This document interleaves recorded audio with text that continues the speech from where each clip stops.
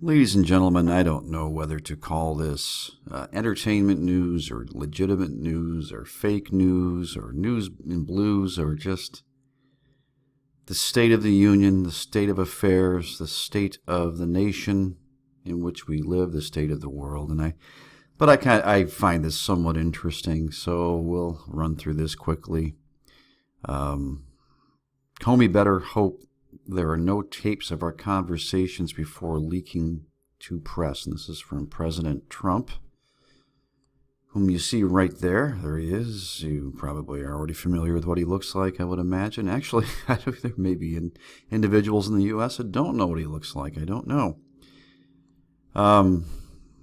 He was a star of a reality television show, amongst other things. Anyway, why am I discussing that? You know all about him. But I find this Twitter exchange fascinating, and I have thoughts about it. But I'll just read right here from this source. U.S. President Donald Trump has tweeted that recently fired FBI Director James Comey had better hope there are no tapes of their conversations before he starts leaking to the press. Do they still use tapes? Is it cassette tapes, reel-to-reels, ADAT? Remember ADAT tape? I used to record with that stuff back in the 80s and 90s, way back when. Anyway, here's a tweet right here. James Comey better hope that there are no tapes of our conversations before he starts leaking to the press. And this is from just this morning at 8:26 a.m., And Comey, who had been leading an investigation into alleged collusion between Trump's advisors and Russian officials, was fired by the president on Tuesday, which you are probably already aware of.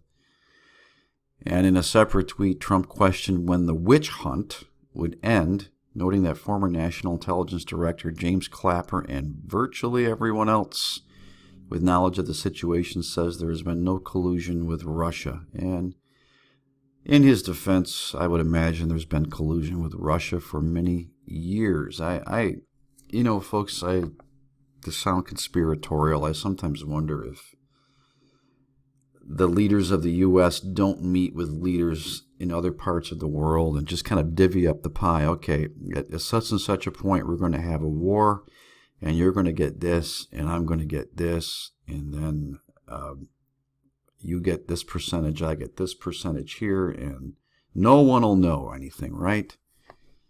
I don't know. Again, we are headed soon for a one-world government, and I believe that before the Antichrist rises to run that thing, there is going to be major war, which will lead to this one-world government as well as economy and religion. But anyway, when James Clapper himself, and okay, we just discussed that. Now, Trump admitted during a Thursday interview with NBC's Lester Holt that this Russia thing almost sounds like it'd be a song. This Russia thing has brought me down. This Russia thing, I feel like a clown over this Russia thing. Sounds like something that would be out of the early 60s, kind of a I don't know, a croony, Vegas-y kind of thing. But this Russia thing was on his mind when he made the decision to sack Comey, who he referred to as a showboat. Okay. And however, he said the main reason for firing him was because the FBI has been in turmoil. I think it's been in turmoil for a long, long time. You take a look at the FBI a year ago, it was in virtual turmoil. Yeah, less than a year ago. Hasn't recovered from that, Trump said. Okay, so because I don't want to run real long here, the president's been busy on Twitter over the last couple days in regards to the James Comey firing and the Russia thing. I like that. This Russia thing. You and I, baby, we got this Russia thing. But, sorry, folks, I'm sorry. James Comey will be replaced by someone who will do a far better job bringing back the spirit and prestige of the FBI. Let's wrap this up. Is this a distraction? Is this a distraction? Let's get distracted by this Russia thing, by James Comey. Look over here. Oh, now we want to have have an independent counsel looking into the president and his Russian connections. Look at this. Look what he did. He colluded with the Russians. He made business deals. It doesn't matter. Hillary Clinton sold some uranium-rich property to some Russians in the northwest U.S., I believe it was. But, that was then. This is now. In closing, I will say, with this little development, it's now, I was saying a week or so ago, it was a 45% chance we would strike North Korea and a 55% chance we won't. I'm going to raise that by 5% now.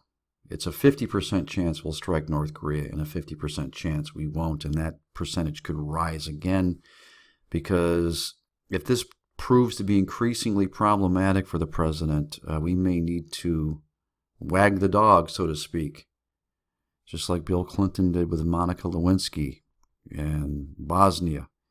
Anyway, folks, again, I find this whole thing just so fascinating, and the way the president uses Twitter and just he's so, I don't know, he's so point blank. You better hope that there's no tapes of our conversations before he starts leaking to the press. Again, some are saying it's a threat. Is it? I don't know. I'll leave you a link to this. Let me know what you think. I find it amusing. I find it interesting. God bless you, folks. This is Jim signing off. I appreciate you listening to me ramble on for almost 7 minutes here. God bless you. Please subscribe to my channel. Please check out the links to my fiction books and my music in the description box below. You've heard me say this so many times already. Just if I could get you to do those things, I'd be so greatly appreciative. God bless you. I'll see you soon.